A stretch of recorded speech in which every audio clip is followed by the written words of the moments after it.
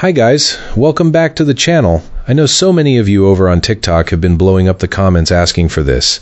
So today we're finally doing some customer reviews analysis for it. But before we dive into that, be sure to check out this exclusive discount available for it. You'll find it in the description and in the first comment under this video. Now let's not waste any more time and jump right into the details. So I've been living with this projector for a few weeks, using it for quick presentations, work on my MacBook Pro, and the occasional streaming session, and here's how it's held up. First off, it feels solid in the hand and on the shelf. It's plastic, yes, but the build doesn't feel flimsy, and it looks like it can handle regular use without falling apart. The remote is small, which is convenient, but I'll admit I'd rather have a sturdier feel in the long run.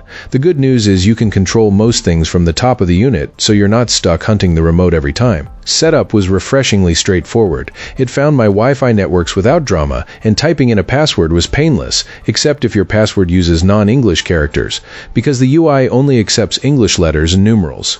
The quick OTA update after connecting was smooth, with a clear progress indicator. It warned not to power off mid-update, which is standard, but I appreciated the transparency. A little polish note, the on-screen English instructions read a bit quirky at times with the playful capitalization and such, but the information is all there and easy enough to follow once you relax a bit. I'm planning to use this mostly with my Mac for rehearsals and wall-mounted previews, so AirPlay is a big deal for me. Getting AirPlay working on the same network as the projector takes a little setup time, but once it's in place, it feels pretty seamless. There's also support for Windows and Android wireless casting, which is handy if you're not Team Apple. If you want the simplest path, HDMI is the tried and true method, and this unit offers 2 HDMI ports, plus the usual mix of USB and audio connections. Video quality sits at about the 1080p mark, which is fine for most work tasks and casual viewing. It's not going to be a 4K home theater, so if you're chasing premium cinema clarity, you'll want to temper expectations. In bright rooms, it's still fairly bright and legible, and in dimmer setups it shines. The movie SDR picture mode tends to look the best to me, with punchy colors and good clarity for slides, documents, and the like. Do be aware that streaming services can be fussy about wireless playback due to DRM, so I found Netflix and similar streaming on wireless casting can momentarily gray out or misbehave. If you're after reliable streaming, I just switch to an HDMI path with a streaming device in the loop. Audio is serviceable, but not spectacular. The built-in speaker does the job, but for anything longer or shared in a room, I pair external speakers through the audio out jack. The built-in sound is perfectly adequate for quick demos, just not something you'd use for a movie night without upgrades.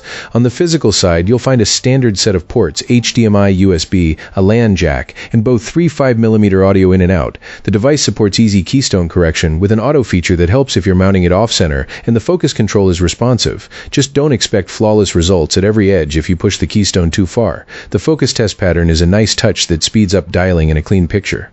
In short, this projector is a budget-friendly, versatile little setup for work and casual viewing. It won't replace a high-end home theater, but for presenting quick edits on a wall-sized display and occasional streaming, this is a solid pick you're unlikely to regret.